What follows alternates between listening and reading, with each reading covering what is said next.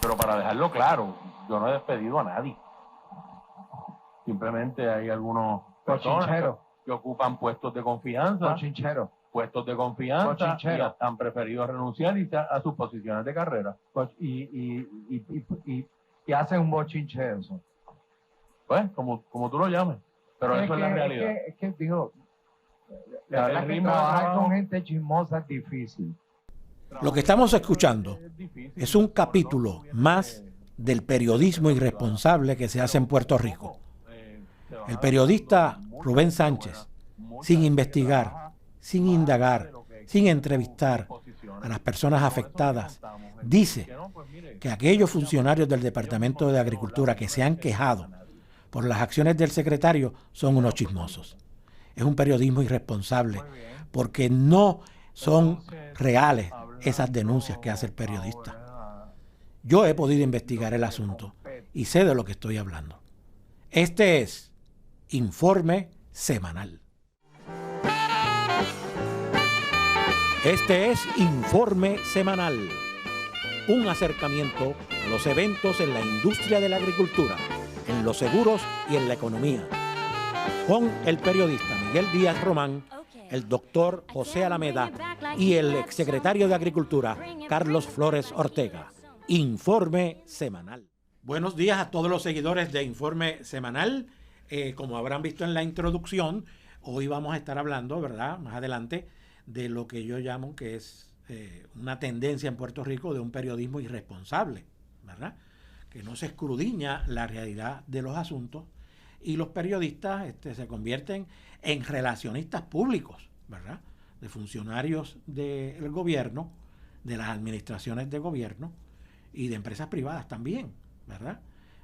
Y ese tipo de periodismo que aparentemente, ¿verdad?, está cediendo a las presiones económicas que pueden significar la situación actual, ¿verdad?, del país y el poder económico del gobierno para pautar anuncios, puede estar subyugando la gestión periodística, que es fiscalizar, ¿verdad?, y convertirnos los periodistas, ¿verdad?, en voz del país, del pueblo, y hacer las preguntas que la gente no puede hacer y ofrecer las contestaciones, ¿verdad?, que a las partes involucradas a veces no quieren dar. Esa es fundamentalmente la función del periodista, ¿verdad? Bueno, de eso vamos a estar hablando. También vamos a estar hablando, esta semana se realizó una reunión entre la industria de seguros y la oficina de permisos del gobierno. Esto a la luz de que viene un nuevo reglamento de mantenimiento de estructuras. Esto es un hecho importante que no ha tenido una gran trascendencia en los medios de comunicación, ¿verdad? Pero cuando la tenga, ustedes lo van a dar cuenta, se darán cuenta de que nosotros estamos muy adelantados en este tema por las implicaciones que tiene, las implicaciones económicas y las implicaciones con respecto a la protección de vidas.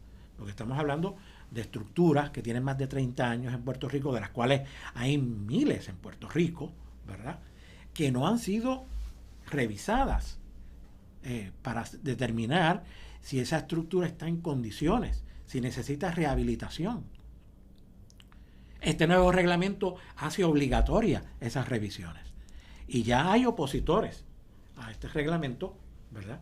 Estamos hablando de gente poderosa, ¿verdad?, que va a tener que invertir grandes cantidades de dinero para poner sus estructuras en cumplimiento. Pero de eso vamos a estar hablando ya mismo.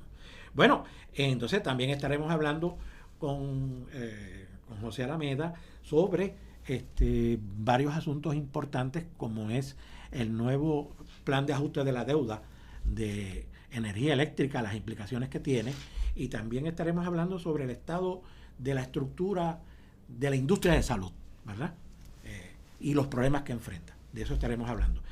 Con respecto al asunto de el asunto de la prensa y el mantenimiento de la prensa con respecto a estos temas, estaremos hablando con el exsecretario de Agricultura, Carlos Flores, ¿verdad?, que va a estar conmigo discutiendo este y otros temas relativos a la agricultura, ¿verdad? Bueno, antes de ir de lleno al tema fundamental que queremos tocar, quiero hacer 3 comentarios breves. Bueno, Lo llamamos el beso de la discordia, ¿verdad? El beso de la discordia es el beso que Luis Rubianes, ¿verdad?, que es el presidente de la Federación Española de Fútbol, le dio a Jenny Hermoso, una jugadora destacada del equipo de fútbol español, ¿verdad?, luego de haber ganado la Copa, ¿verdad?, de fútbol mundial en Sydney, Australia. Y entonces este hombre le ha plantado un beso a esta mujer y ella ha dicho que ese beso pues no era consentido. Y esto ha levantado toda una controversia sin precedentes en España, ¿verdad?, donde hay un movimiento feminista muy bien organizado, muy militante, ¿verdad?, y que ha tenido una gran influencia en legislaciones que se han aprobado recientemente en ese país, ¿verdad? La presión de estos grupos feministas, ¿verdad?, ha sido de tal manera que Luis Rubianes ha sido suspendido por la FIFA, que es la Federación Internacional de Fútbol, por 90 días, ¿verdad? Pero la presión continúa para que renuncie. Es decir, que este hombre pues ha cometido un acto de agresión, ¿verdad?, contra una mujer, porque esa mujer no solicitó ese beso, ¿verdad? El beso se dio en un momento de euforia con respecto al asunto de la victoria del equipo de fútbol femenino español, pero ciertamente esto ha sido mal visto, ¿verdad?, por los sectores feministas y por sectores del gobierno también, ¿verdad?, y por la corrección política, vamos a decirlo. Hay cosas que sencillamente pues no se pueden hacer, ¿verdad?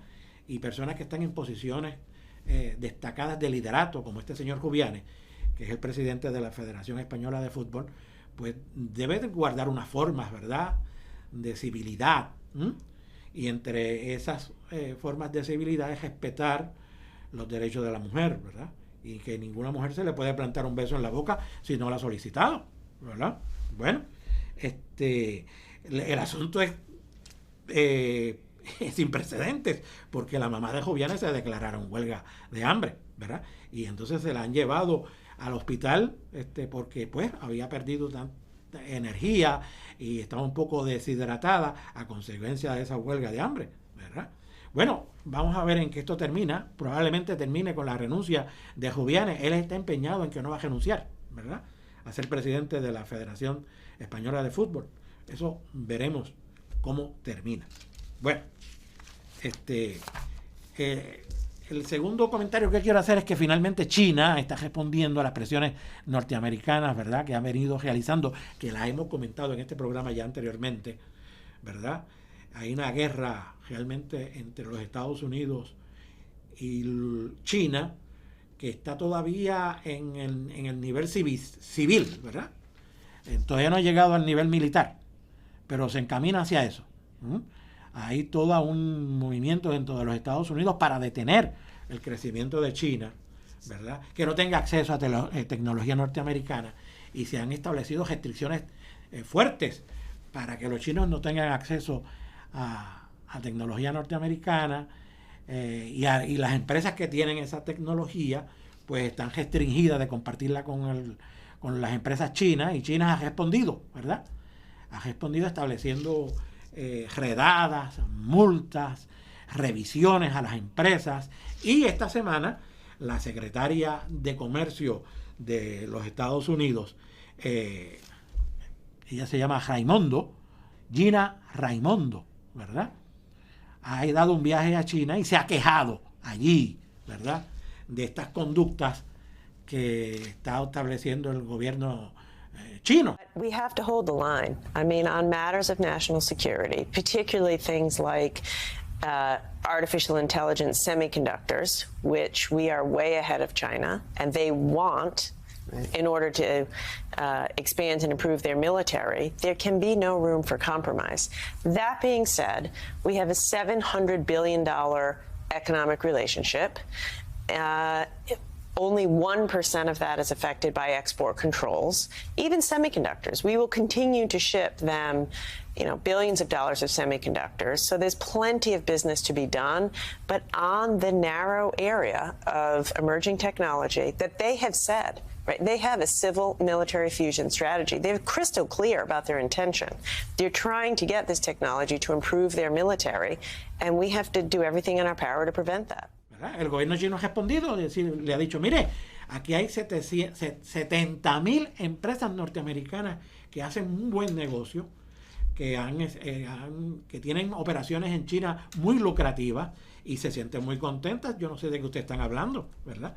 Pero Raimundo ha insistido, no, están las cosas difíciles por estas multas, intervenciones, redadas que se hacen en las empresas, revisiones que se hacen en las empresas sobre el personal, tratando de ver si hay espías ocultos en la plantilla, en fin, ¿verdad? Pero al final de cuentas, Raimundo ha sacado a relucir las verdaderas preocupaciones que hay detrás de todo esto. Y entre ellas es esta figura, ¿verdad?, que las empresas de aviación china se han negado a aceptar la entrega de aviones Boeing 737 que habían ordenado, ¿verdad?, a la empresa Boeing. Y entonces, como parte de esta time y direte que tiene el gobierno chino con el gobierno de los Estados Unidos, pues las empresas de aviación se han negado a recibir esos aviones que son nuevos. Estamos hablando de inversiones multimillonarias, ¿verdad? 56 millones de dólares, ¿verdad? También estamos hablando de que la empresa de chips Micron Technology norteamericana se le han restringido unas compras, ¿verdad?, a esas empresas, y los norteamericanos se están quejando. También estamos hablando de compras multimillonarias, ¿verdad? De manera de que la tensión entre los Estados Unidos sigue todavía en el ambiente civil, en el de las formas, ¿verdad?, donde pueden ir los empresarios y el gobierno estableciendo unas comunicaciones para tratar de resolver los problemas dentro de unos protocolos gubernamentales, ¿verdad? Pero esto ha de cambiar si siguen esas conductas desafiantes, tanto de los chinos como de los Estados Unidos, ¿verdad? Así que veremos a ver en qué termina todo esto. Bueno, el tercer comentario que quiero hacer es que esta semana, ¿verdad?, y ha quedado esto totalmente ausente en la cobertura de la prensa puertorriqueña, como he dicho, que es una prensa enajenada de la realidad, ¿verdad? Una prensa provinciana. Y es que los Estados Unidos le han dicho a los residentes de residentes americanos que viven en Haití que abandonen el país, ¿verdad? Hemos hecho este comentario antes sobre el estado en que se encuentra ese país, especialmente la capital, ¿verdad?, Puerto Príncipe. ¿Por qué? Pues porque allí el control, más del 90% del territorio es controlado por unas bandas criminales, ¿verdad? Y entonces los Estados Unidos le han dicho a los norteamericanos, mire, váyanse de aquí porque aquí no se va a poder vivir, aquí el gobierno no tiene control, lo mejor que hacen es irse. Pero ¿cuál es el asunto importante? El asunto importante es que de pronto ese mismo día, eso fue el pasado miércoles, empieza el gobierno de los Estados Unidos a deportar haitianos que han abandonado Haití recientemente y han llegado a las costas de los Estados Unidos. Y los están deportando de 60 en 60 en aviones, ¿verdad?, para Puerto Príncipe, ¿verdad? Y entonces ha habido un movimiento para que eso se detenga, ¿verdad? La defensora de los derechos de los inmigrantes haitianos en los Estados Unidos, que se llama Guillermo Joseph, ha planteado que estas deportaciones amenazan la vida de estas personas porque al regresar en los aviones quedan al descubierto de que se habían ido del país y se convierten en blancos también de las bandas de criminales, ¿verdad? Porque los ven como traidores. Pero esto no se queda ahí, ¿verdad? El asunto ha trascendido hasta tal punto que el Comité de las Naciones Unidas para la eliminación de la discriminación racial le ha pedido a los Estados Unidos que no haga esas deportaciones, porque esencialmente es un acto de racismo, ¿verdad? Mientras este país colapsa, ¿verdad?, los Estados Unidos ignoran la situación, no tan solo los Estados Unidos, los países de todo el hemisferio occidental, ¿verdad? No se ha creado un movimiento internacional para intervenir y ayudar a este país, aún a pesar de los pedidos para que eso se haga, ¿ves? Y el país está colapsando literalmente. Pero lo que llama la atención es que los Estados Unidos incurran en este racismo de Estado, porque esto es un acto evidentemente racista, ¿verdad? No quieren ayudar a este país de una población de 100% de negros, ¿verdad? Y tampoco los quieren aceptar cuando llegan a sus costas, aun cuando realmente estamos hablando de que son un éxodo, ¿verdad?, de personas que abandonan su país por la situación económica, política y militar que ocurre allí. Está en juego su vida y la de su familia. Y eso ha quedado, como he dicho yo, ausente de la cobertura en Puerto Rico, que como he dicho, pues se preocupa mucho por atender asuntos provincianos, ¿verdad? Bueno, Carlos, buenos días. ¿Cómo te encuentras, Carlos? Saludos, Miguel, y a todas las personas que fielmente nos escuchan en Informe Semanal. Un programa más lleno de muchas noticias, mucha información, cosas que están ocurriendo en la agricultura, en el ambiente, en los seguros. Y eso es lo que hacemos aquí, recopilar la información que posiblemente no se está distribuyendo en ningún otro medio, y aquí pues lo discutimos. Así que saludos a todos. Sí, oye, Carlos, esta semana hubo una reunión entre la industria de seguros y la Oficina de Gerencia de Permisos del Gobierno, ¿verdad? Porque está en su recta final el establecimiento de un código de mantenimiento, ¿verdad? Esto a raíz de la aprobación en la legislatura de una resolución conjunta para que se estableciera este código de mantenimiento y un reglamento, además del código de mantenimiento, para establecer, ¿verdad?, cuáles son lo que se va a observar para exigir que las estructuras sean mantenidas en estado adecuado. Va a haber un reglamento para ver ese reglamento va a determinar los pasos que deben de seguir estructuras que necesitan mantenimiento, ¿verdad? Y aquellas estructuras pues, que no puedan cumplir con las exigencias del reglamento, pues van a tener que ser implosionadas o clausuradas para que no puedan ser habitadas ni por residentes ni por trabajadores, porque estamos hablando tanto de condominios residenciales como condominios comerciales que también existen, y estructuras grandes, ¿verdad?, en las que se trabaja. De hecho, ahí estamos hablando también del Coliseo Roberto Clemente, del Estadio Irán Bison y un montón de otras estructuras públicas, ¿verdad?, que han sido construidas hace más de 40 años atrás y que no han recibido el adecuado mantenimiento, ¿verdad? Este código de mantenimiento va a establecer esas pautas, y esto tiene unas graves implicaciones, Carlos, porque estuve hablando con el presidente de una compañía que hace análisis de suelo, ¿verdad? Y el tipo me estaba diciendo que aquí en la zona, desde el condado hasta Isla Verde, hay una gran cantidad de condominios, ¿verdad?, que además de que necesitan algún tipo de mantenimiento en la estructura, ¿verdad?, los cimientos están afectados por la erosión marina, lo cual realmente agrava la situación de estas estructuras, y especialmente de la zona turística o de una de las zonas turísticas más importantes de Puerto Rico, que es ese predio entre el condado e Isla Verde. ¿Qué te parece, Carlos? Pues, Miguel, el mundo entero pudo ver los visuales de lo que ocurrió hace, no sé, meses, un año atrás, cuando se derrumbó un edificio en Estados Unidos, en el estado de la Florida, y cómo murieron muchas personas que estaban durmiendo tranquilos en su hogar. Y ahí salió a relucir que ese edificio ya había sido inspeccionado y precisamente se había encontrado que ya tenía unas fallas que no se atendieron, y ocasionó la muerte de muchas familias que jamás pensaban que eso iba a ocurrir. Y no solamente eso, el daño que eso le ocasiona a otras estructuras, la depreciación de valor, además de las muertes, y todo esto que va a parar en litigios legales que van a costar 10 veces más de lo que costaba quizás reparar ese edificio. Puerto Rico no está exento de todo eso. Nosotros estamos en una isla donde la condición tropical hace que el desgaste de las estructuras, de los materiales, sea más acelerada. Imagínate en esas costas donde el salitre, la corrosión, todo eso pues afecta mucho más. Los seguros tienen que salvaguardar también su responsabilidad y tienen que asegurarse, ¿verdad?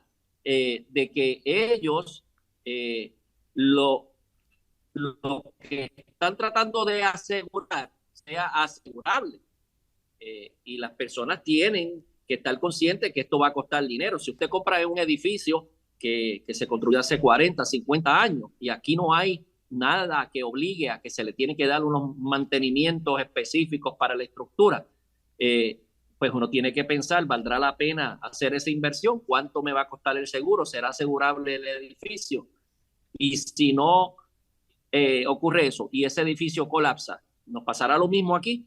Así que esto es una gran polémica que está saliendo, que a alguien le va a costar más dinero de la cuenta, pero por otro lado, yo preferiría dormir tranquilo en un edificio que yo sé que está seguro y no tiene ninguna falla estructural y que está en unos cimientos sólidos y que no va a haber problema. Así que es un gran problema para la población en este momento. Y el gobierno pues está tratando de hacer lo propio, las compañías de seguro también, los condóminos, hay personas que se niegan a entrar dentro de estos cambios, pues porque le cuesta, pero más cuesta la vida, Miguel. Eso es básicamente lo que yo estoy viendo en esto. Sí, así mismo es, Carlos. De hecho, yo hablé con esta persona que tiene esta compañía, ¿verdad?, de análisis de suelo, y me contó un caso para mí dramático, ¿verdad? Él fue contratado por uno de estos condominios del condado. Entonces él fue, se metió por la playa, ¿verdad? Caminó detrás del condominio por la playa, logró meterse por entre medio de unas piedras, ¿verdad? Hasta que tuvo acceso por debajo de la verja que protege o que intentaba proteger al condominio del mar, ¿verdad? De las olas del mar. Entonces logró acceso a esa zona, ¿verdad? Por debajo de la verja, ¿verdad? Increíblemente pudo caminar sin agacharse. Es decir, la erosión marina se ha llevado toda la arena y toda la tierra que había en esa zona, y él pudo caminar hasta debajo de la piscina. Y él me dijo a mí que él estaba viendo la piscina y que él podía levantar el brazo y tocar la piscina con su mano. A ese nivel de erosión estamos hablando, que ha operado el mar debajo de esa estructura y sigue haciéndolo, porque la presencia del mar sigue continuamente llevándose tierra, ¿verdad? Y está acercándose al área donde están ya los cimientos de la estructura, ¿verdad? Ya del condominio. De eso es lo que estamos hablando. ¿Qué te parece eso? Yo recuerdo cuando muy joven y cuando visitábamos también el área de San Juan, y en toda la isla, aquí la costumbre era coger esos lugares que son unas escenas panorámicas bien bonitas, mientras más cerca a la playa mejor, y la costumbre era coger esos terrenos y hacer el relleno. Yo no sé quiénes recuerdan aquí que había lugares que ponían unos letreros y decían se acepta relleno. No sé si tú te acuerdas de eso. Sí. Es común por donde quiera, se acepta relleno, y era pues escombros de otras estructuras, de otros lugares, y la gente iba y tiraba relleno, porque ahí se va a construir un edificio. Y muchos de estos edificios se construían en estos lotes que el terreno no era apto para construcción, pero hacían unos bizcochos de relleno y ahí le autorizaban hacer los edificios. Y ahí se construyeron muchos de los edificios, muchas de las casas en Puerto Rico, pero eso al tiempo va a tener un desgaste y el peso, la erosión, el mar, todo eso va a afectar al tiempo y va a haber un desgaste natural, igual que cualquier roca, ¿verdad? Que se desgasta por la gota de agua que le da tanto. Así que no es raro pensar que hay que hacer algo con evaluaciones de edificios que son muy viejos, y el que viva en un edificio nuevo piense a ver si también al lado tiene un edificio viejo que le pueda caer y le afecte el suyo o la vecindad. Así que todo el mundo, el que esté en el edificio viejo y el que esté en el edificio nuevo, todo el mundo tiene que prestar atención a esto, porque todo está mezclado en el área de San Juan, Santurce, Río Piedras, todo eso está en el casco de San Juan, en el mismo casco de San Juan, hay estructuras allí que uno lo que ve es la fachada, pero si uno tuviera la oportunidad de abrir la puerta y mirar, eso no, hay estructuras allí que no tienen ni techo o los pisos se han colapsado o está destruido. Y eso está al lado de otros lugares donde hay hasta restaurantes y hay personas que están frecuentando eso, ¿verdad? Son condiciones peligrosas que hay que estar observando. Sí. Sí, hay muchas estructuras en ese estado, ¿verdad? Hay muchas estructuras donde los que viven son retirados, que están en franco deterioro y que los retirados pues ya se han retirado, no tienen los ingresos que tenían antes y no van a estar dispuestos, ¿verdad?, a invertir en esas rehabilitaciones tan necesarias. Eso va a ser una controversia que va a estallar en algún momento en los próximos meses, ¿verdad?, quizá años. Pero imagínate una persona que vive en una casa que ya la pagó, que vive de su retiro, que a lo mejor personas que son bien mayores, 60, 70, 80 años, y tener que hacer una inversión que le cuesta casi lo mismo que si fuera a hipotecar la casa casi de nueva, pues no lo van a hacer, realmente no lo van a hacer y van a arriesgarse y rogar a Dios que no pase nada, ¿verdad? Pero mira, si llega a haber un sismo en el área de San Juan, en el área metropolitana, similar o parecido a lo que ocurrió acá en el área sur de Guánica, la historia sería mucho más triste por la cantidad de estructuras que hay y de edificaciones que están débiles también, eso lo sabemos. Sí. Eso sí se bien triste. Bueno, y la industria del seguro, ¿verdad?, se apresta, me imagino yo, ¿verdad?, a raíz de este hallazgo del asunto de los impactos de la erosión, que antes de hacer alguna evaluación y para asegurar una de estas estructuras, especialmente me refiero a las costeras, pues se hará una evaluación de suelo, ¿verdad?, para saber si la erosión ha afectado ese condominio, y ciertamente si es así, las aseguradoras no van a estar dispuestas a asegurarle a nadie. Entonces, de manera que hay mucha gente que va a estar viviendo sin seguro en estas estructuras. Sí, los otros días estábamos hablando de esto, yo hacía una analogía con los vehículos de motor, ¿verdad?, de tránsito. Los seguros, por regla general, pues aseguran los vehículos hasta cierta cantidad de años de uso. De ahí en adelante ya el seguro no les cubre, a menos que tú quieras comprar un seguro carísimo para un vehículo viejo, que ya tú consideres que quizás es una reliquia o algo, un clásico, algo así. Pero las compañías de seguro lo que hacen es que aseguran los vehículos que menos posibilidad de desperfectos y daños puedan tener. Pero cuando ya son vehículos viejos que perdieron hasta la garantía de fábrica, se va poniendo la cosa difícil para mantener un seguro. Lo que dan, ¿verdad?, lo que ofrecen los seguros de responsabilidad, pero asegurar la propiedad como tal se pone más complicado. Yo me imagino que algo así entrarán a hacer en las edificaciones. Pues mira, llegará el momento que un asegurador le va a decir: yo no te puedo asegurar ese edificio porque es muy riesgoso, no cualifica. No sé si eso es lo que se está buscando. Sí, va a ser una situación difícil, y además habrán estructuras donde habrá que rehabilitar y la gente estará dispuesta a hacerlo y que va a tener un impacto económico fuerte. Ante esa realidad se está hablando ya de que el gobierno pues provea algún crédito contributivo a las contribuciones sobre la propiedad, ¿verdad?, que cobra el CRIM, ¿verdad?, que ya yo me imagino que va a haber oposición de los municipios,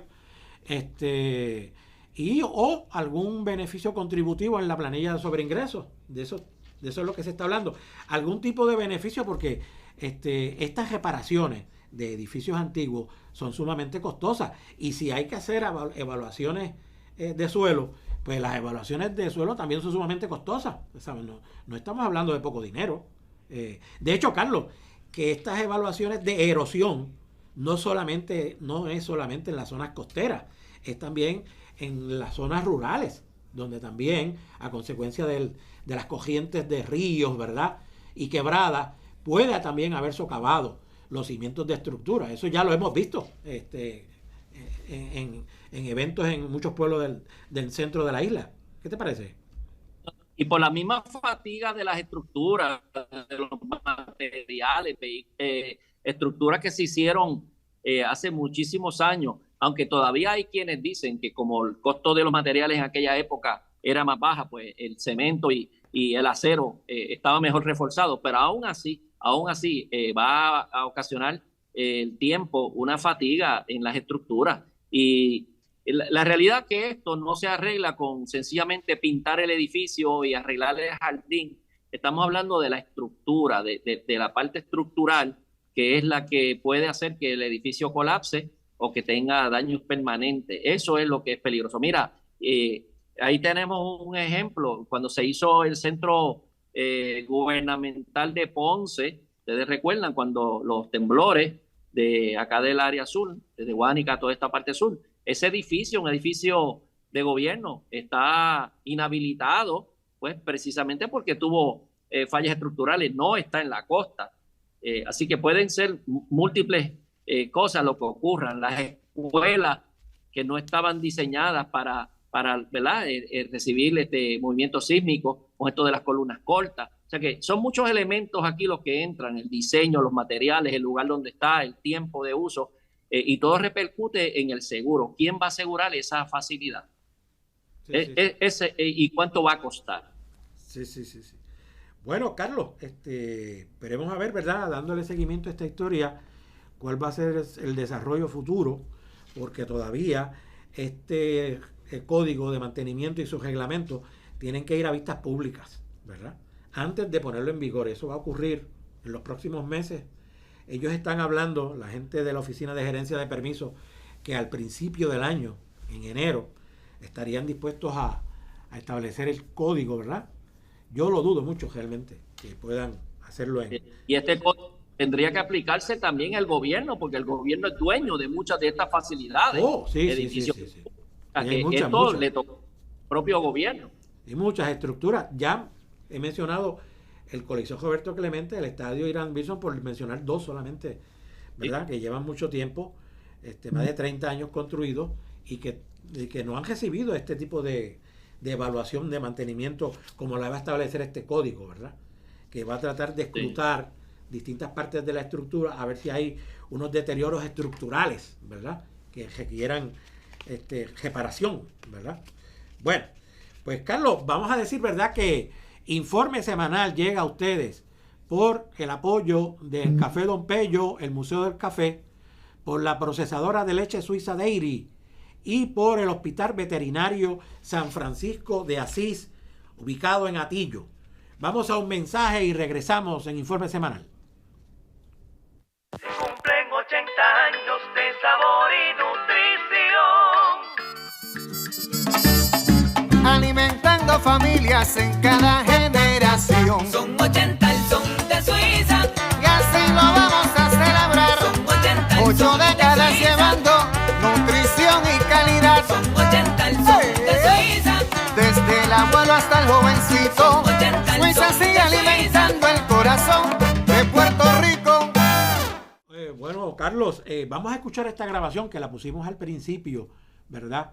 En la introducción del programa, pero vamos a escucharla nuevamente porque me parece sumamente dramático el planteamiento que hace el periodista Rubén Sánchez, periodista radial, en una entrevista con el secretario de Agricultura, Ramón González Beiro. Escuchemos un momento.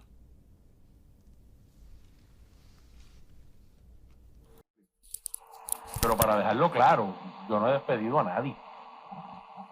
Simplemente hay algunos personas que ocupan puestos de confianza. Puestos de confianza y han preferido renunciar a sus posiciones de carrera.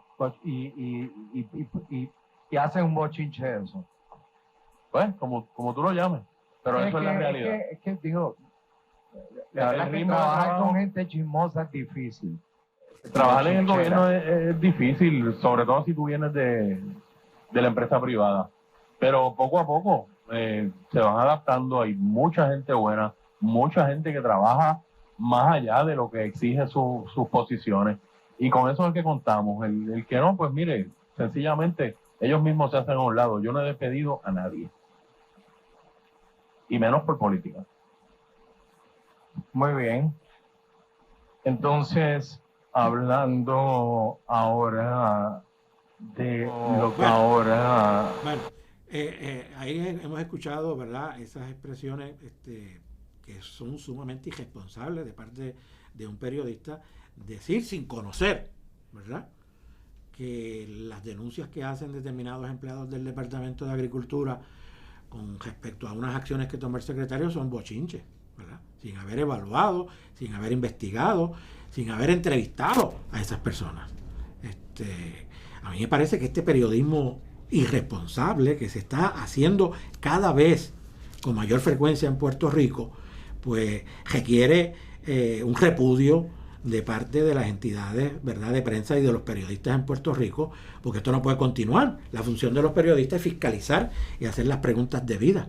Y eso que está diciendo Rubén Sánchez es falso, totalmente falso, porque yo he investigado este asunto y he preguntado, he hablado con esas personas, ¿verdad?, que no las voy a identificar, y yo sé lo que pasó, ¿verdad?, lo que dijo el secretario, ¿verdad?, y por qué lo dijo.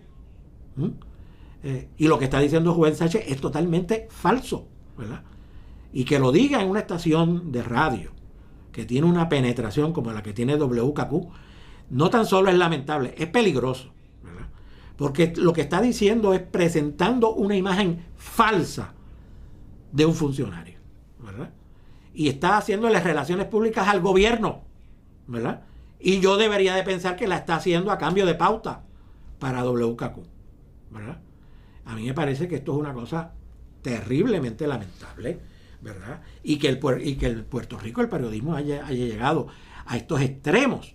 He visto los otros días en el periódico El Nuevo Día una historia sobre los recaudos del pasado presupuesto que cerró en junio, ¿verdad? Cuando usted analiza los recaudos, ha habido una reducción de más del 46% en la fuente de ingresos, que era la más extraordinaria que tenía el gobierno, que eran las empresas foráneas, que en un momento llegaron a recaudar 2.200 millones de dólares. El recaudo en esta última año fiscal que acaba de terminar fue de 741 millones, una reducción del 46%. Y el periódico El Nuevo Día no hizo una sola pregunta sobre ese aspecto, ¿verdad? El secretario se repartió con la cuchara grande haciendo unos comentarios con respecto a eso. Sobre eso yo voy a escribir una historia, porque eso fue un acto de relaciones públicas de ese periódico y de la periodista que le hizo el trabajo, ¿verdad?, que hizo esa entrevista al secretario. ¿Qué te parece, Carlos, esto que está ocurriendo? Miguel, el pueblo de Puerto Rico se ha dado cuenta de que hay una diferencia en lo que es la prensa, esta prensa mediática, farandulera, y lo que es la prensa investigativa.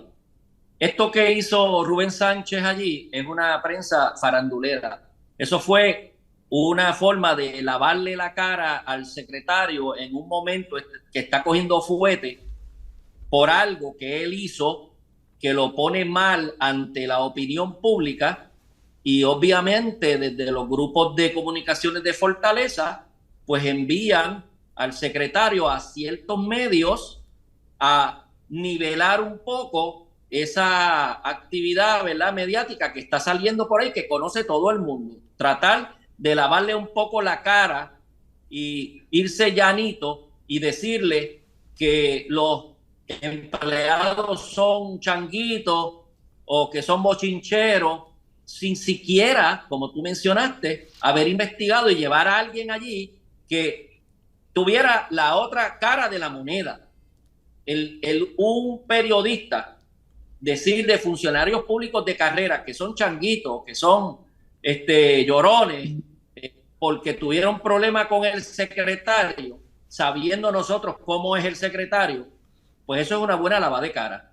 Ir allí en vez de preguntarle cosas que son sustantivas, preguntarle que cómo usted hace el mofongo, yo creo que eso es una buena lavada de cara. Y eso no se debe permitir, y las personas pues no deben patrocinar eso.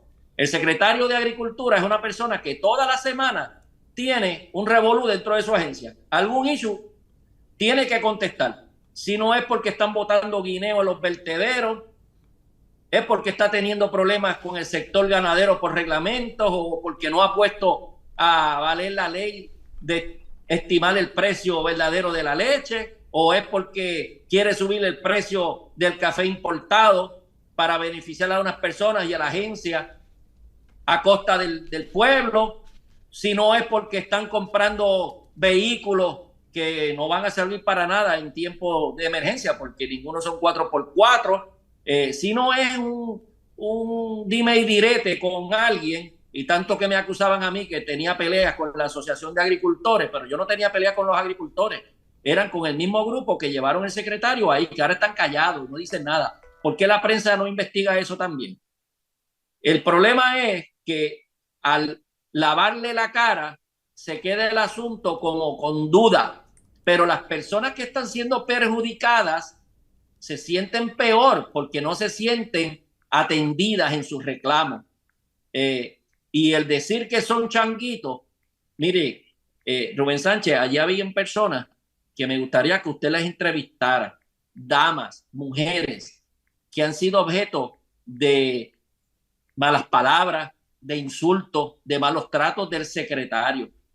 Y cuando escucharon lo que usted dijo allí, las lágrimas le bajaban por su cara, por ese comentario que usted hizo.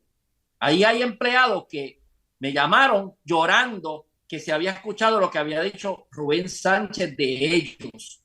A mí me gustaría que se reivindicara y los llamara y usted investigue qué es lo que está haciendo el secretario con la gente que tiene ahí en el departamento. Porque el decir que viene una persona que no era del gobierno a meterse en el gobierno y ahora funciona mejor, eso es una vil mentira. Porque llega una persona con mentalidad de hacer las cosas en la calle, pero no conoce el funcionamiento del gobierno y empiezan a brincar leyes, reglamentos y cosas que los funcionarios públicos que se quedan ahí después tienen que haber cumplido, y por recibir instrucciones de alguien que le dijo que obviara proceso, después ellos son los que las van a pagar. Así que hay que tener mucho cuidado con esas entrevistas, y si usted no sabe qué preguntar y va a un secretario, averigüe en el sector qué preguntas le puede hacer para ver si de verdad está funcionando bien ese secretario en esa agencia. Esto no es cuestión de preguntarle qué usted come y es verdad que los desayunos son de a peso. Sí. Hay que ponerse más serio en estas cosas. Esas entrevistas que hace Rubén Sánchez con el secretario siempre desembocan, finalizan hablando de comida, ¿verdad? Cuando hay tantos asuntos medulares que se pueden discutir en uno de los sectores importantes más económicos del país, como es la agricultura, pero es mejor hablar de cómo se confecciona un mofongo, si carne frita, que eso es una barbaridad. O sea, es un periodismo provinciano, ¿verdad? Vamos a decir claro las cosas. Esto parece gente de provincia, ¿verdad? Hablando por los medios de comunicación. Todo el mundo sabe que Rubén Sánchez tiene la capacidad de hacer buenas entrevistas cuando tiene la información y cuando quiere. Pero también, en el caso de agricultura, lo que se ha visto es que no investigan, no se preparan para esas entrevistas. Cuando sacan el secretario a esos medios, es porque algún problema está ocasionando. Carlos, ¿cómo es posible que Rubén le diga que son empleados changuitos y hasta la misma Comisión de Agricultura en la Cámara radica una medida para investigar las cosas que está haciendo el secretario? Sí. Carlos, y que la controversia medular aquí es, ¿verdad? Vamos a decirla clara, es que los agrónomos de área se negaron a concederle certificados de agricultor bona fide a personas que no tienen operaciones agrícolas, ¿verdad? Y el departamento, y en la cabeza del secretario, están presionando para que se concedan esos certificados, aun cuando no hay operaciones agrícolas, ¿verdad?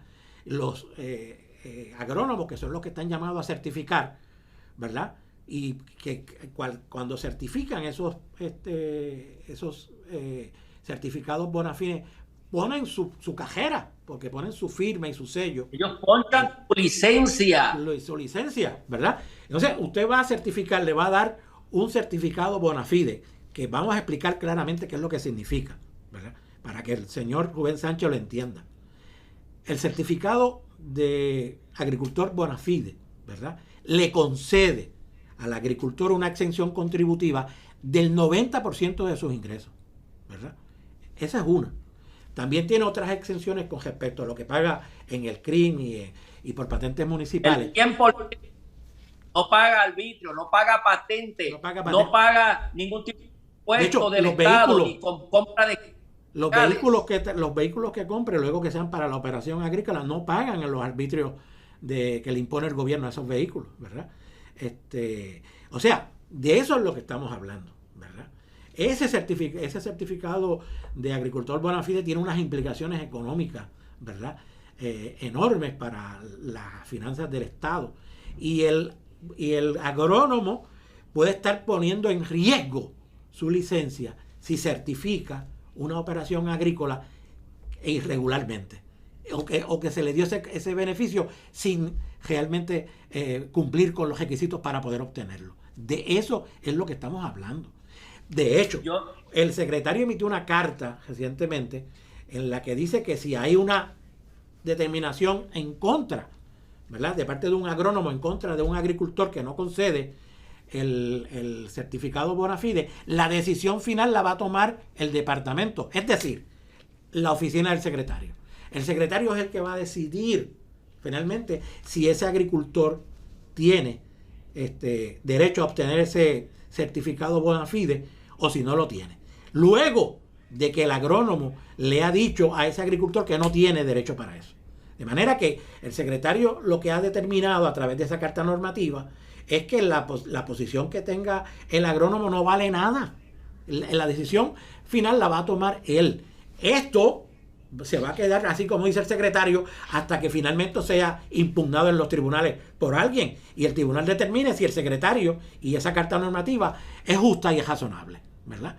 O es un disparate lo que ha hecho este secretario al determinar que luego de que un agrónomo ha dicho que no tiene derecho a tener el certificado bona fide, quien va a tomar la decisión es él. ¿Qué te parece, Carlos? Pues yo entiendo que el secretario no sabe ni tiene la remota idea de lo que es ponchar un documento con su número de licencia profesional, porque él no es agrónomo, él no sabe lo que es eso.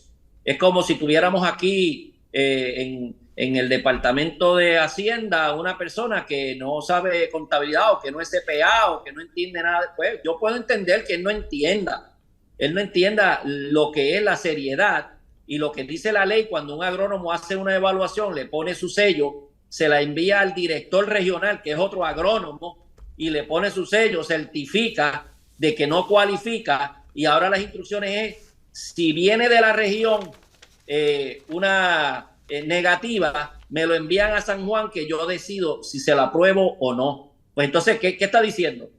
Que esos dos profesionales pues no tienen ningún peso en esa evaluación, y eso abre una puerta bien grande para quién se le va a otorgar y a quién no un certificado bona fide, porque ya se rompieron los niveles de inspección, porque el secretario va unilateralmente a él decidir, y obviamente en una revisión de caso pues el secretario habría que sacarlo de cualquier acción administrativa y habría que subir esto a los tribunales, porque ya él no es el juez, ya él fue parte, ya él adjudicó y dio un certificado bona fide. El que lleve su firma y que la ley diga que el secretario de Agricultura determinará, mire señor, no es que sea usted la figura del secretario, es que usted hace el andamiaje, la estructura para que el secretario de Agricultura, es la agencia, certifique quién cualifica a quién no. Eso es como decir que en las leyes de Hacienda dice el secretario de Hacienda cobrará. Mire, no es que el secretario de Hacienda va a ir a cada casa a tocar la puerta y cobrarle a la gente. Crea una estructura para eso. Y el coger y la evaluación de un agrónomo, que son especializados, llevan muchos años ahí, muchos más que el secretario, que conocen su trabajo, que lo han hecho siempre, que han pasado todas las auditorías y todos los registros de lo que son certificados bona fide. Venir ahora a cambiar el sistema, porque el secretario dice que sabe más que ellos y la ley dice que es a 4 años y ustedes lo dan a 1 año, es porque los agrónomos saben y se cuidan y saben hacer su trabajo. Eso fue lo que ocasionó esa guerra, que 3 directores regionales renunciaron y ahora hay un cuarto que salió por otras razones legales, otros casos que tiene. Ahora mismo el Departamento de Agricultura tiene 4 regiones agrícolas sin directores regionales. Eso es lo que ha ocasionado el caos de las decisiones del secretario, que los agrónomos ahora dicen, yo no voy a firmar aquí nada porque el secretario va a tomar otra decisión por allá, pues que las tome él por allá. Imagínense en la oficina del secretario llegando miles de casos para evaluación. Eso es lo que está haciendo ese tapón. La firma es electrónica, no es que usted firme todos los documentos. Yo nunca vi un caso de bona fide, eso lo veía en las regiones. Yo no sé quién es el individuo, qué es lo que hace, eso saben los agrónomos y el director regional. Cada región es autónoma y debe tomar esas decisiones. Y esas decisiones repercuten en fondo, eso es Hacienda. En este caso ahora la ley 60, pues permite que sea el DEC, el Departamento de Desarrollo Económico, que de hecho al día de hoy todavía no han hecho un reglamento nuevo, y el que se está usando todavía es el de la ley 225, que era el reglamento anterior. Los cambios que han hecho han sido por órdenes administrativas, pero todavía no tenemos ni un reglamento actualizando, porque ese reglamento lo tiene que hacer el Desarrollo Económico en conjunto con Agricultura, y no lo han hecho al día de hoy todavía. Así que imagínense si esos empleados están a riesgo, y Rubén Sánchez que diga que son changuitos. A mí de verdad que me bajó 10 puntos Rubén con esos comentarios. Oye, Carlos, y entonces luego el secretario sale con ese planteamiento demagógico, ¿verdad? Porque es un planteamiento demagógico, que es que él viene de la empresa privada. ¿De qué está hablando? Tú sabes, aquí estamos hablando de que estas personas, los agrónomos, se rigen por un código de ética y por una reglamentación, ¿verdad? Y que tienen que cumplir con unos requisitos mínimos para poder conceder un certificado de agricultor bona fide. ¿Y qué tiene que ver esto con la empresa privada? Es decir, yo vengo de la empresa privada y en la empresa privada las cosas se hacen de otra manera. Sí, se hacen de otra manera, claro que sí, pero la gente del gobierno tiene que cumplir con una reglamentación, ¿verdad? Independientemente que el secretario venga de la empresa privada. Aquí el asunto de la empresa privada no tiene nada que ver. Eso es algo que el secretario comentó ahí y que el periodista le debió haber preguntado qué es lo que usted quiere decir con eso de la empresa privada, porque realmente ¿cuál es el uso de plantearlo? O sea, los agrónomos tienen que cumplir con unas reglamentaciones y conceder una exención contributiva a una operación que no tiene nada de agrícola. Vamos a hablar claro. Yo he hablado con algunos de estos agrónomos y se le han concedido certificados de agricultor bona fide a gente que tiene un terreno y el terreno está totalmente seco, no tiene ni un subcultivo, ¿verdad? Y entonces el secretario pretende que se le dé, ¿verdad? Y que se le dé por 4 años. Por 4 años. De eso es lo que estamos hablando, ¿eh? Hay que plantear. Hay un planteamiento ahí de que el secretario dice que viene del sector privado al gobierno. Mire, el secretario no ha salido del sector privado. Él está en el gobierno ocupando una silla de servidor público y sigue manteniéndose su negocio en el sector privado. Porque una de las primeras cosas que él hizo fue, con un certificado bona fide de una finca agrícola, en semanas de ocupar la posición, la cambió para uso de placas industriales solares, y él está agenciándose su negocio desde la misma posición y ahora quiere comprar otras fincas para seguir con el negocio de placas solares. Eso no es salir de la empresa privada. Él sigue pegado a la empresa privada, pero ahora en el gobierno, con la autoridad para hacer otras cosas, igual que vender más tractores, más equipos con una empresa que él tiene. Así que este es un secretario que da doble discurso. No escuchen nada más las palabras, vean las acciones, vean lo que está ocurriendo, vean lo que está haciendo. Se para ahí a decirle que él no habla malo, que él no le dice malas palabras a nadie. Miren, el que conoce a ese señor sabe lo malcriado y lo valentonado que es, y hablándole malo hasta a las mujeres. Eso no se permite en estos niveles gerenciales. En el sector privado, si usted tiene una empresa, usted puede hablar así. Se le irán muchos empleados, pero el que lo quiera aceptar así, pero en el gobierno no. El gobierno se mueve por otras reglas. Aquí hay unos procedimientos. ¿Por qué? Porque el dinero del gobierno es del pueblo. Allá en la empresa privada, si usted quiere comprar un tractor, usted llama al dealer, le dice, mándame un tractor hoy para aquí, para casa, para la finca. En el gobierno, usted tiene que ir y buscar licitadores, hacer una subasta, que la gente compita para usted comprar un tractor y que no digan que se lo compró a un vecino, a un amigo o a alguien que usted quería beneficiar. Hay unos niveles distintos que se operan en lo que es la empresa privada y lo que es el gobierno, que toma más tiempo porque el mismo gobierno, la misma legislatura, las mismas agencias han puesto niveles de supervisión para que las cosas salgan bien y no se presten para el chanchullo. En la empresa privada usted hace lo que usted le dé la gana porque eso es su empresa. Y eso a veces hay personas que no saben esa diferencia.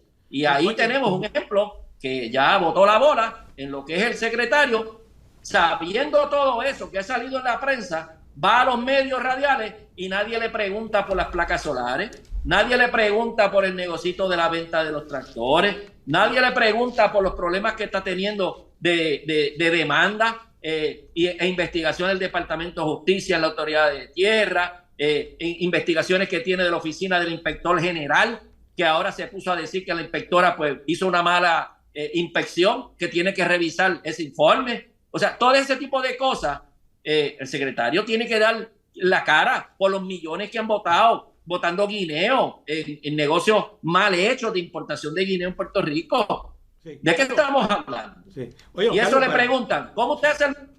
Sí, por Dios. Sí, Carlos, para finalizar esta sección, porque ya nos tomó el tiempo, ¿verdad?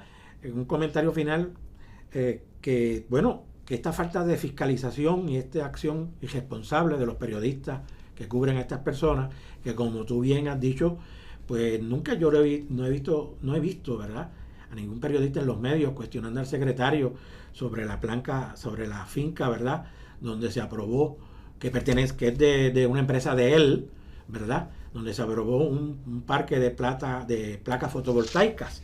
Eso nunca se le ha preguntado, y eso es motivo de demandas en los tribunales, de resoluciones en la legislatura para que esto se investigue, que no se han aprobado, no se han aprobado en la legislatura, pero se han presentado y están fundamentadas, ¿verdad? Hay una investigación que está haciendo la Oficina de Ética Gubernamental con una querella que radicó Carlos Flores Ortega. De manera que esta falta de fiscalización, me parece a mí, que es el problema fundamental aquí, lo que crea es una atmósfera de impunidad, ¿verdad?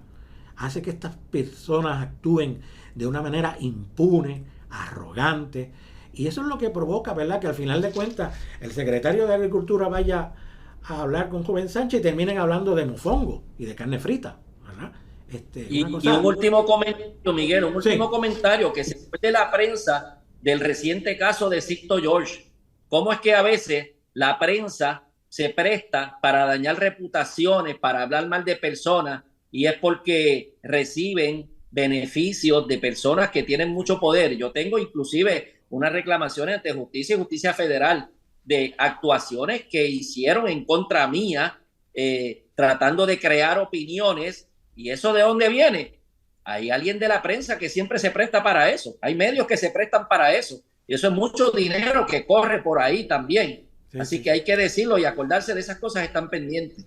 Sí. Oye, Carlos, y para finalizar, ¿verdad?, este tema, en Puerto Rico no ha trascendido todavía el issue de que la fuente de ingresos que fueron las corporaciones foráneas se ha reducido a menos del 50%, ¿verdad? El Nuevo Día le hizo unas relaciones públicas al secretario de Hacienda sobre este tema. Yo voy a escribir sobre el tema, ¿verdad? Ya he entrevistado a unas cuantas personas porque realmente hay que sacar a relucir este issue, ¿verdad?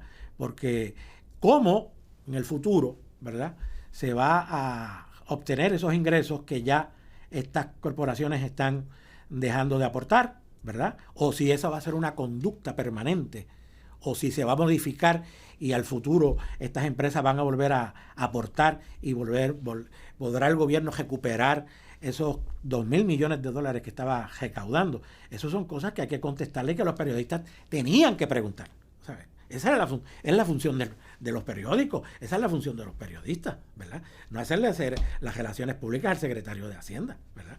Yo que trabajé en el Nuevo Día, pues realmente me dio vergüenza, ¿verdad?, que yo que hacía ese trabajo, ¿verdad?, ver un reportaje donde no se le preguntan las preguntas necesarias al secretario de Hacienda. Bueno, Carlos, vamos a decir que, ¿verdad?, que Informe Semanal llega a ustedes por el apoyo del Museo del Café, Café Don Pello, ¿verdad? El Hospital Veterinario San Francisco de Asís en Atillo y la procesadora de leche Suiza Dairy. Vamos a un mensaje y regresamos en un instante. Se cumplen 80 años de sabor y nutrición. Alimentando familias en cada generación. Son 80 el son de Suiza. Y así lo vamos a celebrar. Son 80 el 8 son de décadas Suiza. llevando nutrición y calidad. Son 80 el son de Suiza. Desde el abuelo hasta el jovencito, Suiza sigue alimentando el corazón de Puerto Rico. Bueno, continuamos con Informe Semanal, ¿verdad? Vamos a hablar ahora con el economista José Alameda. Buenos días, Alameda, ¿cómo te encuentras?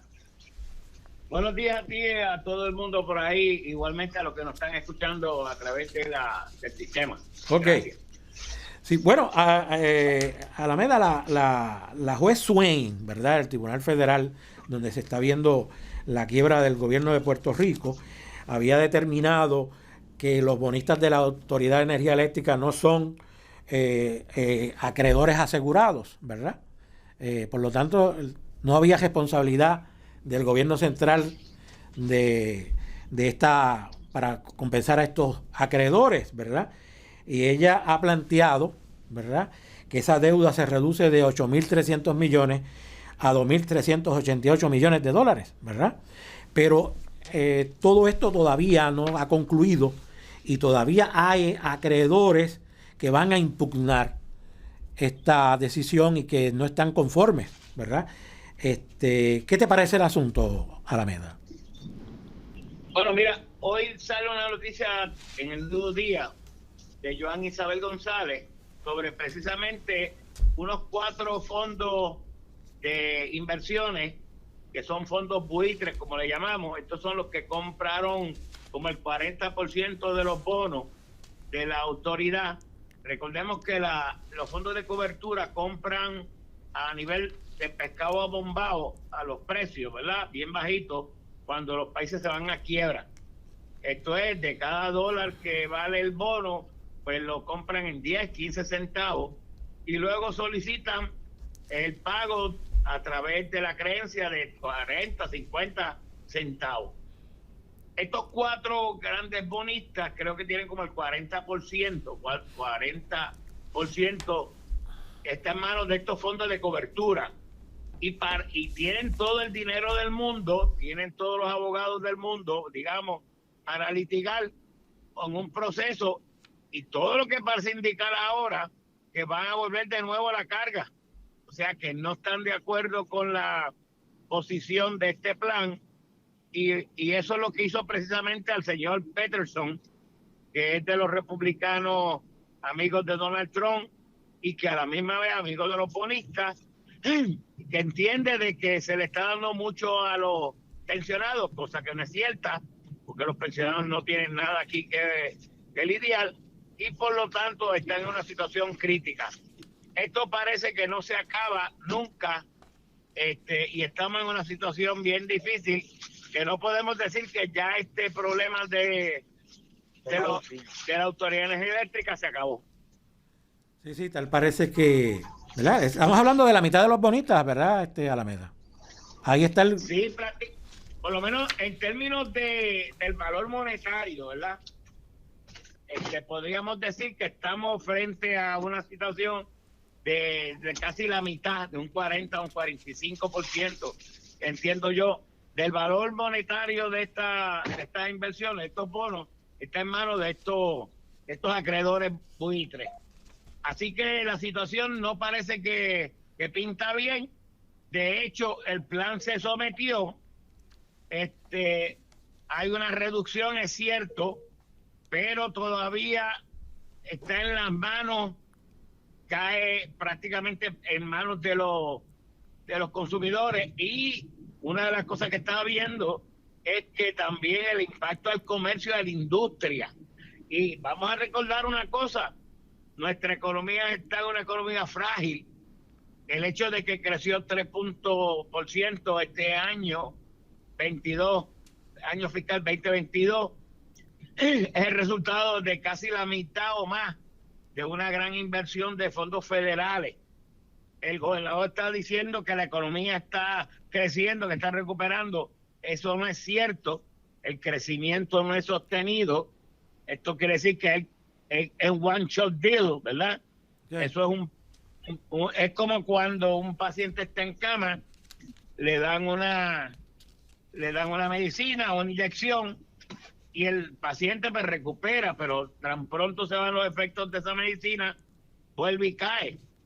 Y eso es lo que precisamente está pasando en Puerto Rico.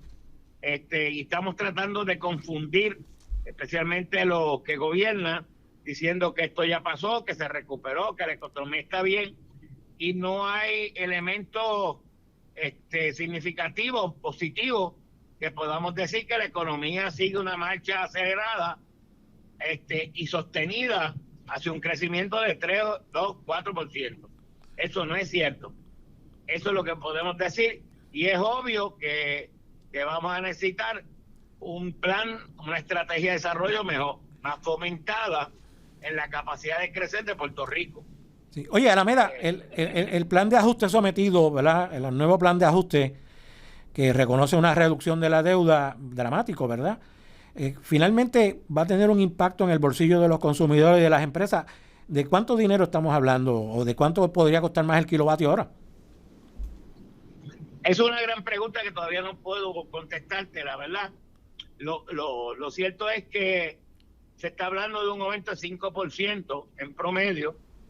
El comité de auditoría de la ciudadanía que dirige Eva Prado ha hecho siempre un buen cálculo, tienen en las páginas de internet de ellos no más aumentos, y usted puede entrar allí, colocar cuántos kilovatios hora usted consume, y ellos te van a decir más o menos cuánto es la cantidad de aumento, por lo menos en términos del pago del bill, de lo que nosotros llamamos el bill mensual.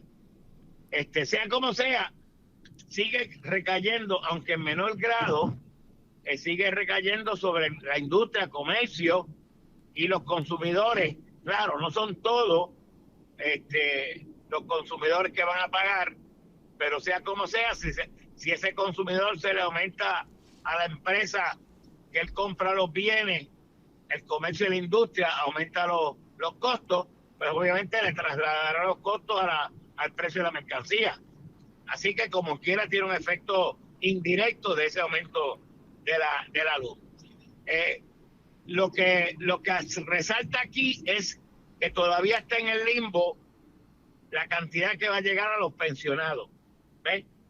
No, los pensionados, se supone que el sistema de retiro que ellos tienen de la autoridad pues esté en bancarrota, y se supone que tenga que haber un pago, un dinero que llegue a ellos de manera tal que ellos pudieran mantener las pensiones que tienen. Y eso no está claro porque no está consignado en ese plan. Okay. Y eso sería aproximadamente, si seguimos la métrica anterior, sería aproximadamente como de 2 a 2.4 centavos adicionales. Y aquí viene el punto, ¿quién lo va a pagar? Ajá. No lo dice el plan. El plan muy estratégicamente se saca el cuerpito, ¿no? De ese atolladero, y dije, resuelvan ustedes allá y no es culpa mía. Así que de eso es que se trata. Pero entonces, Alameda, ¿a quién le va a tocar resolver? ¿Al negociador de energía finalmente esa controversia? ¿O? Bueno, en términos generales, el negociador de energía es la que tiene la capacidad para decir qué aumenta y qué no aumenta. El gobernador, cuando le preguntan, dice, no, eso le toca al comisionado, porque estratégicamente él obviamente suelta lo que es malo a otro. ¿Ves? Eso no me toca a mí, eso es de otro. Y aquí es que viene obviamente la gran mentira. El gobernador siempre tiene la potestad para influenciar en las decisiones que se toman en Puerto Rico a través de su de sus posiciones. De eso es que se trata. Ok. O sea que tú prevés, Alameda, tú prevés que esto se siga arrastrando y llegue el 2024 sin que se haya confirmado un plan de ajuste ya finalmente. Yo no sé, la jueza parece que quiere resolver esto lo más pronto posible. Esto ya lleva demasiado de tiempo y demasiado de sinsabores de Puerto Rico. Ya este es como el tercer o cuarto plan que se establece. Desde que estaba Lisa Donahue, se estaba trabajando sobre la quiebra y ella tenía un plan y se han trabajado consecuentemente diversos planes. Que yo recuerde, este es el tercero, incluyendo el de Lisa Donahue, que sería el cuarto. ¿Ves? Así que esto no pinta bien, porque obviamente los fondos de cobertura tienen la capacidad de contratar bufetes de alto prestigio en Estados Unidos y tratar de mantener todavía viva la posibilidad de tener un mejor acuerdo para ellos, que sería un mal acuerdo para nosotros. Así que no sé qué va a pasar. Yo no veo cómo podamos resolver el problema si seguimos auspiciando los planes de ajuste de deuda. Vamos a tener que hacerlo por otro mecanismo, qué sé yo, quizás poner un síndico, quizás negociar con estos bonistas y te voy a dar esto y vete y no pidas más. Pero ya llevamos demasiado tiempo y todo parece indicar que esto no se resuelve. Ok. Así. Ok. Sí. Bueno, interesante.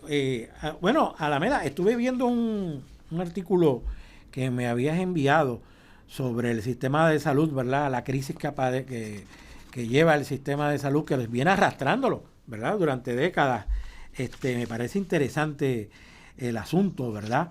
Es el mismo problema, porque esto es un artículo viejo, ¿verdad, Alameda? Que se viene arrastrando. No es tan viejo, es del 2022. ¿verdad? Del 2022. Del 2022. Ok. Bueno, pero básicamente recoge muy bien, ¿verdad?, los problemas que tiene el sistema de salud, la mala paga para los médicos, ¿verdad?, la incapacidad para mantener los hospitales, buenos servicios de enfermeros, el hecho de que todos esos profesionales se van, ¿verdad? Me parece que eso es un grave problema. ¿Qué comentario tienes, Alameda? Bueno, mira, vamos a leer los 10 puntos. Esta es una columna que sale en el Nuevo Día, escrito por una doctora, que no recuerdo el nombre ahora porque no lo copié aquí bien, me disculpan aquí. Quizás tú lo tienes ahí, no sé si lo tienes el nombre de la doctora, porque no quiero... Ella se llama Marilloán Rodríguez Malavé. Marilloán Rodríguez Malavé. Doctora especialista en medicina interna y salud pública en Puerto Rico. Y la escribe en el Nuevo Día el miércoles 3 de agosto del 2022. Como todos sabemos, ya tiene más o menos un año. Pero eso es importante porque te está diciendo de que desde hace tiempo el sistema de salud viene colapsando. Ella entiende y presenta 10 indicadores por los cuales el sistema de salud en Puerto Rico ya colapsó. Ella no dice, no es que van a venir, es que ya colapsó. Y dice lo siguiente. Lo primero, ¿por qué colapsó? Porque si debes planificar, esto de forma irónica, ¿verdad? Que sí. La fecha, hora y región del país que te va a dar un derrame cerebral, que necesita la cirugía de emergencia porque no hay garantía de un neurocirujano te atienda a tiempo. En otras palabras, que en una sala de emergencia carecemos de un neurocirujano y que tú tienes que planificar. Eso es disparate, ¿verdad? Nadie planifica eso. ¿Cuándo es que te va a dar derrame? Así que hay la primera falla. Segunda falla, porque tienes que utilizar tus contactos, redes sociales o esperar meses largos para ver un especialista porque no hay suficientes. Eso es una de las cosas también que estamos viendo. Nuestro sistema médico, los médicos están mayormente de edad, algunos edad avanzada, de 60 años. Yo he visto médicos de 70 años. De hecho, mi dentista, que recientemente se retiró de Mayagüez, hacía dientes a los 81 años. todavía, ¿ves? Tenía la salud para hacer eso. Así que tenemos un grave problema en eso. Tercer punto, porque la ambulancia disponible al momento de tu emergencia no tiene el equipo de emergencia necesario para atenderte.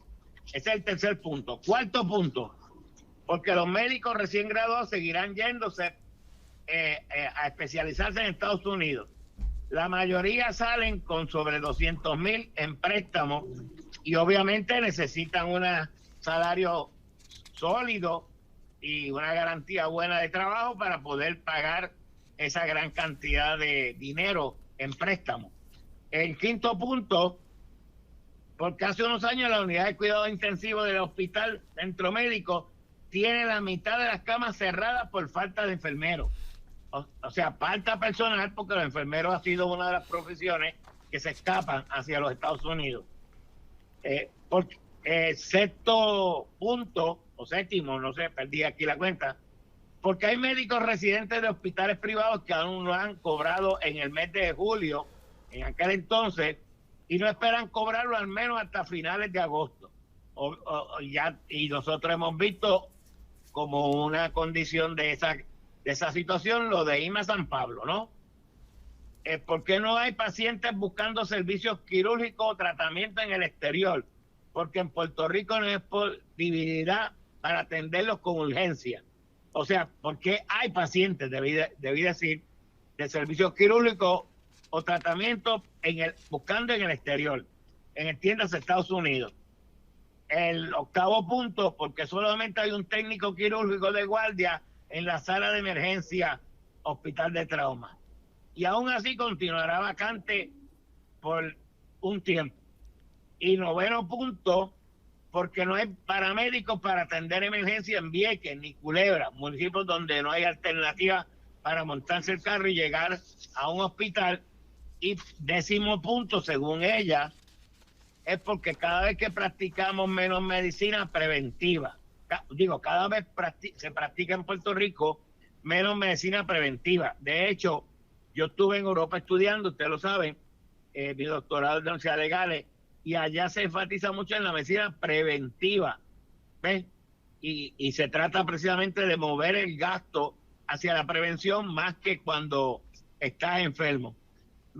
Tú sabes que mi hijo es otorrinolaringólogo, otorrino, y estudió en Sarasota su especialidad, y el director era judío, Silverstein.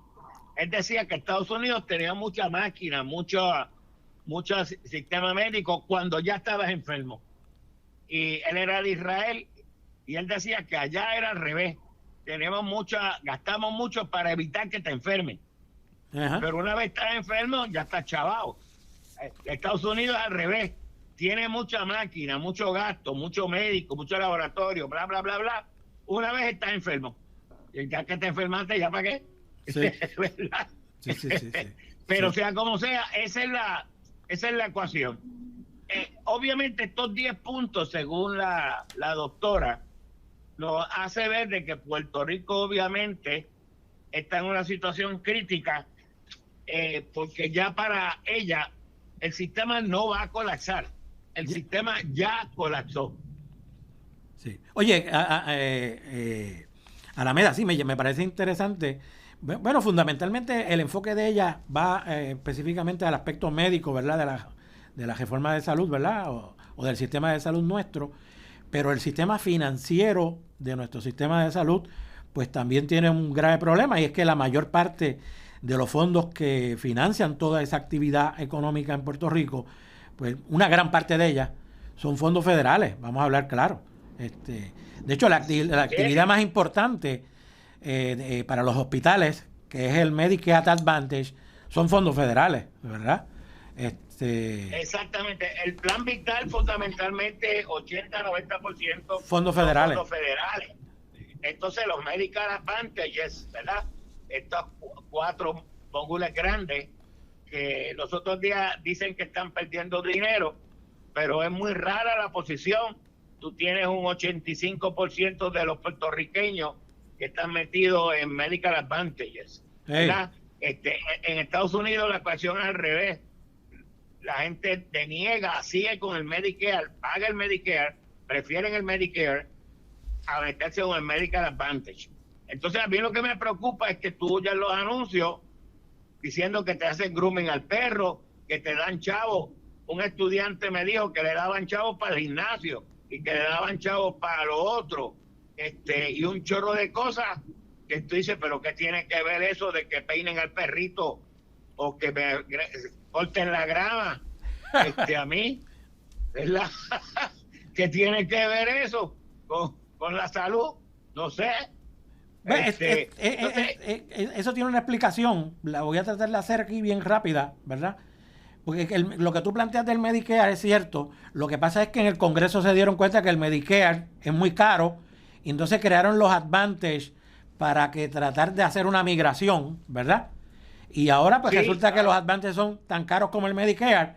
Y entonces todo eso que tú planteas darle dinero para el perrito, darle dinero para comprar la luz, para comprar alimentos, todo era una manera de tratar de enamorar a la gente para que se moviera de Medicare a Medicare Advantage. Esa es la razón de la existencia de esos beneficios adicionales que se ofrecen en Medicare Advantage. Y entonces la pregunta es, ¿y qué tiene que ver eso con mejorar la eficiencia de la salud? Porque un plan como Medicare Advantage, es para mejorar la eficiencia tuya de la salud. A menos que cuando tú ves el perrito peinado, pues tú dices, qué lindo es, y esto te pone mal, se te baja la presión. Bueno, pues está bien. pero entonces hay otro punto que me dice los médicos.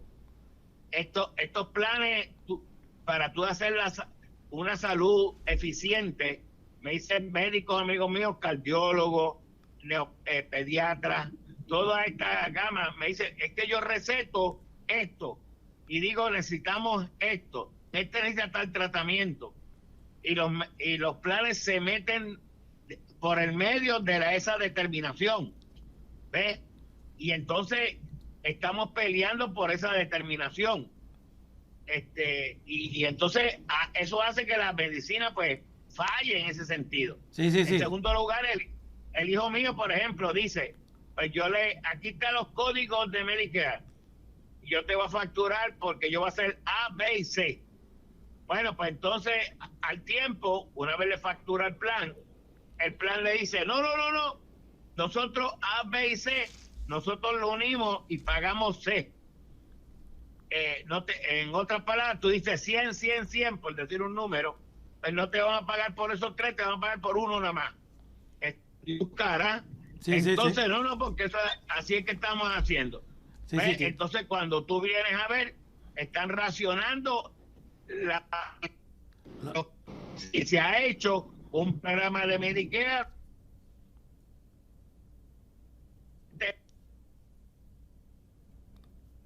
Se fue del aire. Aló, Alameda, ¿no oye? ¿Me oye?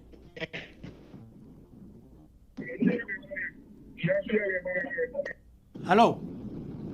Ajá, sí, es que yo estoy en el aeropuerto y siempre hay una, aquí se va. Okay. ¿Me escucha? Sí, ahora sí. Bueno, pues entonces de eso es que se trata toda esta vorágine de situaciones que lamentablemente pues en Puerto Rico estamos viviendo. Médicos amigos míos, por ejemplo, han demandado a estos planes. Yo te voy a dar el caso de uno que yo trabajé, pues yo fui perito.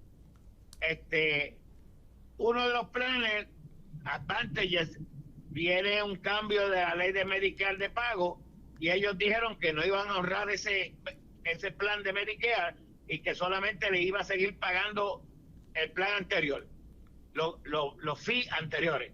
Obviamente el médico demandó en la Corte Federal, él gana y tiene que pagar el plan, tiene que pagarle al amigo mío, al médico. Bueno, la situación es que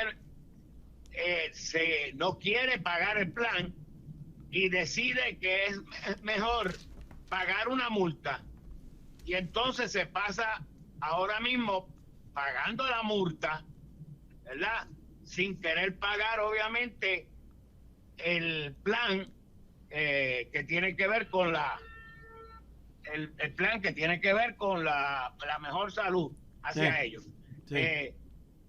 Todo esto es una situación difícil de entender. Los laboratorios clínicos dicen, por ejemplo, que a ellos le han aumentado el costo de operación. Sin embargo, los planes siguen pagando exactamente lo mismo que pagaban hace 20 años. Exactamente lo mismo, especialmente los planes principales. Pues entonces, la pregunta es, ¿cómo podemos vivir así en una situación de un sistema de salud tan deficiente, con tantas limitaciones, cuando están bregando con la salud de los seres humanos? ¿Ves? Sí, ciertamente. La verdad que no sé. Ciertamente, sí. Sobre el asunto, ¿verdad?, de qué tiene que ver el grooming, lo que yo he investigado sobre este asunto es que eso se llaman los precipitantes sociales, que fueron adoptados por el Congreso también, a raíz de una determinación de las Naciones Unidas. Bueno, que la salud tampoco no es un asunto tan solo de alimentarse bien, sino de que las cosas estén seguras, que tú te sientas seguro porque puedes pagar la luz, que puedes pagar el agua, que tienes tu perrito bien aseado, ¿verdad? Que son cosas que te dan tranquilidad, que no te dan ansiedad. Y pues además también pues el Congreso pues aprobó ese dinero para que se le permita a esas personas pues pagar la luz, pagar el agua, tener gasolina, que son unos elementos que alegadamente pues favorecen un ambiente favorable en la que la persona puede estar más saludable, ¿verdad? Ese es el asunto. Yo lo que planteo es que eso deviene de reglamentación federal. Todo lo que hemos hablado aquí, ¿verdad?, deviene de reglamentación federal. El asunto de que se están restringiendo los servicios, eso es también resultado de la dinámica de lo que se llama el cuidado dirigido, que es como operan los Medicare Advantage, que precisamente le dan la autoridad a la aseguradora para tratar de restringir servicios que se entiendan que son inadecuados, que no son necesarios, con el fin de hacer mejor uso de los fondos federales. Ese es el parámetro teórico detrás de todo esto. Bueno, pasemos de la teoría a la práctica. La sería, yo como economista, cada vez que me planteo un modelo teórico de esa naturaleza, pues uno lo aplaude, pero entonces tiene que venir a la otra parte. ¿Cómo lo medimos, verdad? ¿Cómo sabemos que se baja el nivel de ansiedad?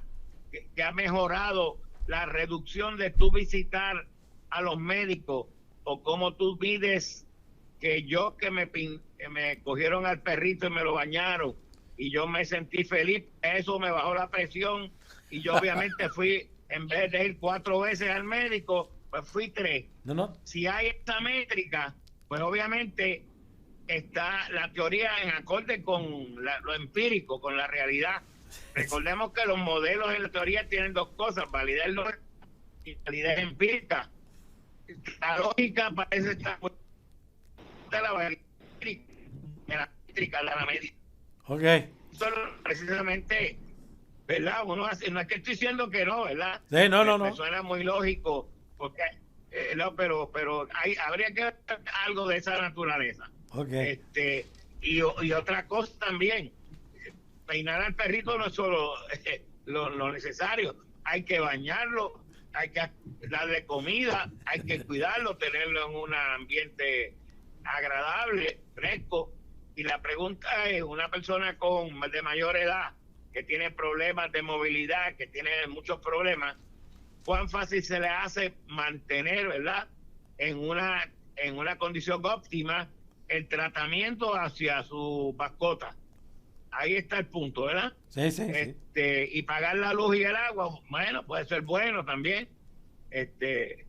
Y eso te alivia, entonces te sientes feliz, porque la verdad que el agua y la luz pues tiene uno molesto bastante, ¿verdad? Pero a la pregunta es, ¿y cómo el viejito los apagones que se dan de día a día, ¿ves?